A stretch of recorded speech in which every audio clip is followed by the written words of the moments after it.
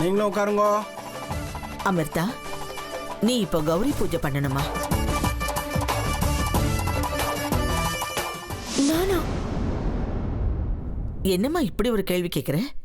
நீ இந்த உலகத்து பொண்ணு தானே?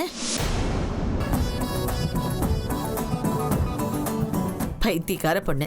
கௌரி ஈஸ்வரனோட மனைவி. இந்த உலகத்துக்கே அவதான் தாய். மாங்கல்ய பாக்கியம் நிலைச்சு நிக்கணும்னா கௌரி அனுகிரகம் முக்கியம்மா. ஏன் மாங்கல்ய பாக்கியம் நல்லா இருக்கணும், 100 வருஷம் நான் சுமங்கலியா வாழணும்னு அந்த கௌரிக்கு பூஜை பண்ணுமா. எல்லாம் நல்லபடியா நடக்கும். அமிர்தா, கௌரி பூஜையோட மகிமை என்னன்னு இப்ப புரிஞ்சுக்கிட்டேல்ல? இப்ப பண்ணு.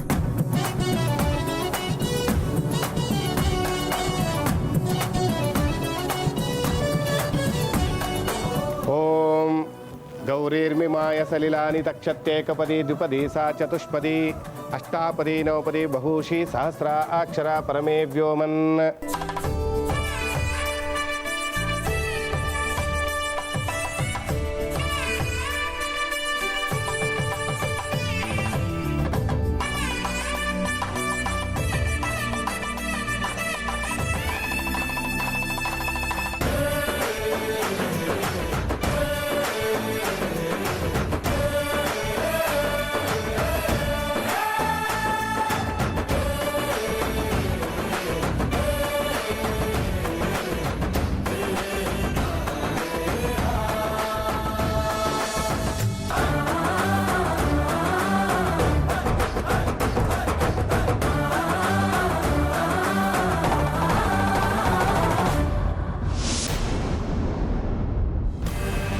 மாங்கல்ய பூஜை பண்றியா அமிர்தா?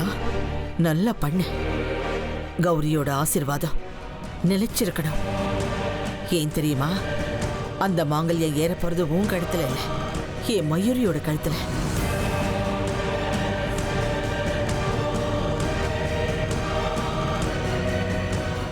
மாங்கல்யம் நிலைச்சு நிக்கணும்னு பூஜை பண்ண வைக்கிறீங்களா?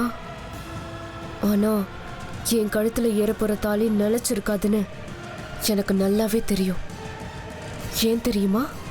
எந்த வீட்டுக்கு விளக்கேத்த வர தேவதைன்னு என்ன நினைச்சிட்டு இருக்கீங்களோ? புதினா போண்டா.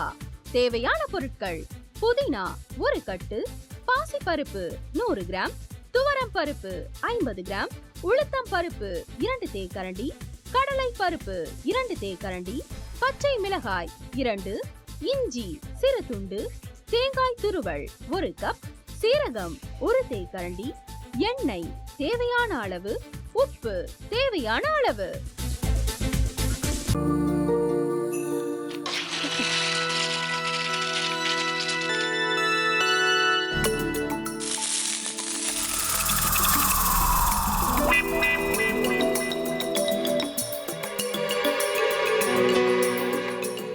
இந்த ஆம்லெட் பண்றதுக்குள்ள போதும் போதும் ஆயிடுது. தவையோட ஒட்டிக்குது.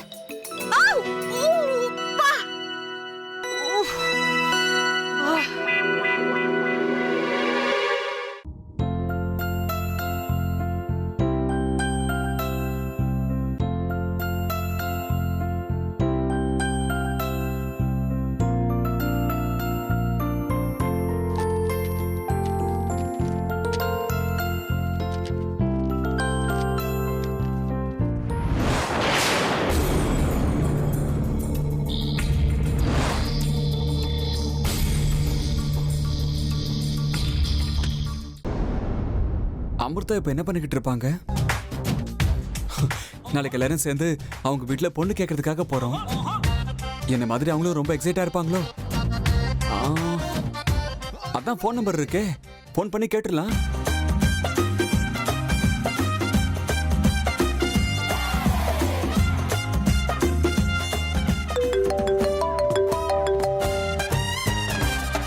ஹலோ.